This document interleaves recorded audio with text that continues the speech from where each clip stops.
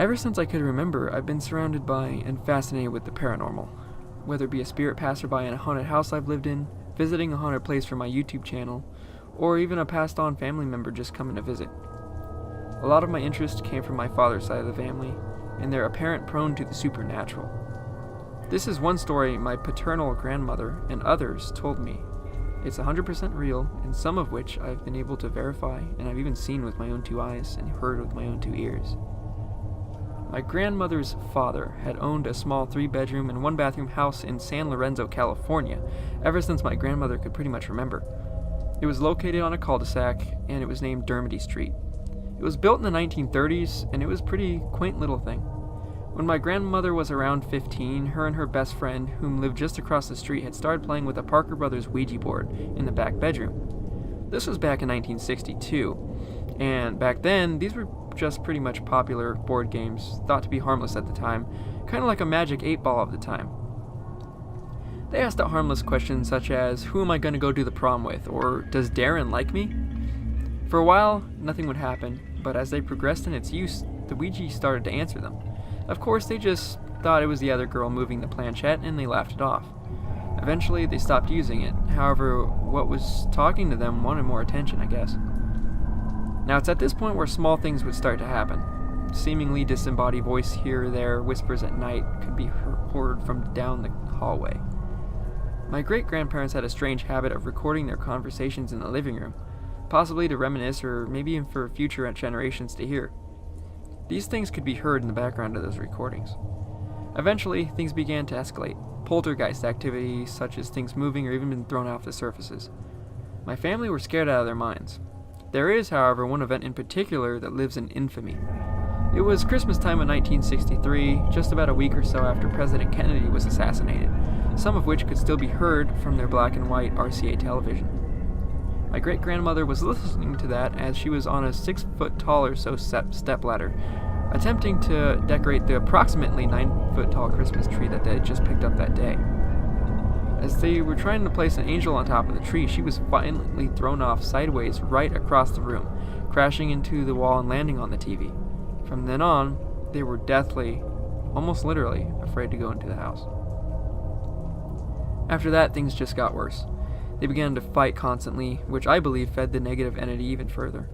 Eventually, crucifixes began to go missing or get upturned, and one in particular, in front of the back bedroom wall in the hallway near where the Ouija board was used, started to actually drip blood. That's when my great-grandparents decided to contact their local priest, who quickly came to bless the house with holy water, sage, and prayers. As soon as the ritual was finished, they felt very uncomfortable, and in the next few days decided to abandon the house and lock it up for good. They moved out with all their possessions, both physical and demonic, inside. Fast forward about 40 years or so to around late 2004. My great-grandfather still owned the house on Dermody Street. My great-grandmother passed away back in 1986. And in his old age, he gave the deed to the house to my grandmother, the very same who played with the Ouija board those years ago. She rented out to her daughter, my aunt, and her kids, my cousins, since they had been living with her in her house in Union City for pretty much forever, and they wanted to change the scenery in their own space. My aunt opened up the door for the first time since about 1964. The house smelled of must and mold. Dust covered the floors, tables, and appliances. A white 1951 RCA tabletop radio was still playing music in the back bedroom. Nothing but antiques sitting in darkness. She had heard the stories but didn't care. Within the month, they had quickly refurnished, although keeping much of the original items in the house, and made it to their home.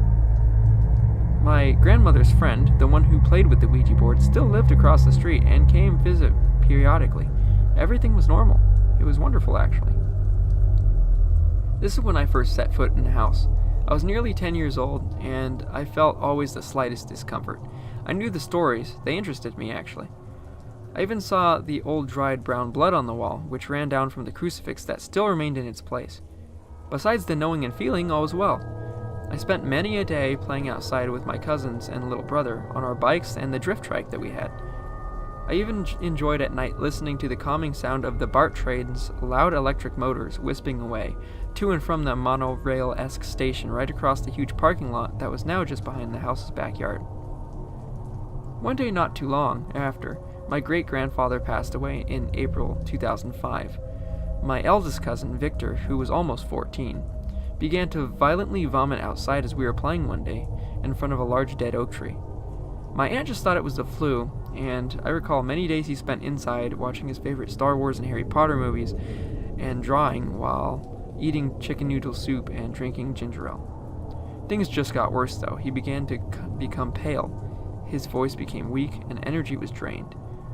Then my aunt decided to take him to the ER. They ran many blood tests before they found the results. It was cancer.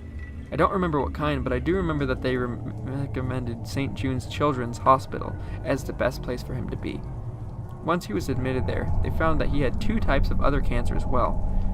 Within months, going from perfectly healthy to 3 cancers, what was going on? He spent the remainder of his days there before passing away sadly on September 24th of that year. My aunt always blamed St. Jude's for not doing enough quickly enough, as originally it was not supposed to be terminal, but I blamed something else. To this day, I still feel as if the house did it. I believe all the dormant negative energy just soaking in itself for 40 years undisturbed, and then just to be let out in an instant like that, it did something. I still don't know why it was him though. As I'm writing this, and I'm not very religious at all, but I do recall a story of Moses in Egypt, who was a prophet of God, who rained down terrible curses upon the land until his people were free from slavery. One of them was killing all of the firstborn sons. From my experience with demonic entities, they like to mock the holy, like getting scratched 3 times to mock the Holy Trinity, the Father, the Son, and the Holy Ghost. Could this have been another more vague mocking, or was it all coincidence? Other things did happen afterwards, seeing shadows, hearing voices, but they weren't negative in feeling, they were pleasant. I do believe it was Victor, watching over his home and family. Over the years, I found out a little bit more about the house. One day I found a half-burnt TV guide under the dirt, around from 1964, that I dug up in the backyard while metal detecting.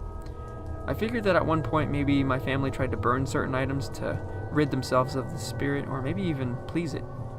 My other cousin, Priscilla, which was Victor's younger sister, we were managed to locate those recordings that my great-grandparents made in the 50s and 60s. We were able to play them on the old player recorder that was still in the garage, and yes, we did hear the voices and whispers. It actually still haunts me to this day. The last time I visited the house was around 2010. My aunt and my cousins ended up moving back into my grandparents' house in Union City to take care of my grandmother, who had had a stroke recently and pretty much became fully disabled. And not too long after, my father had also committed suicide due to that and other things.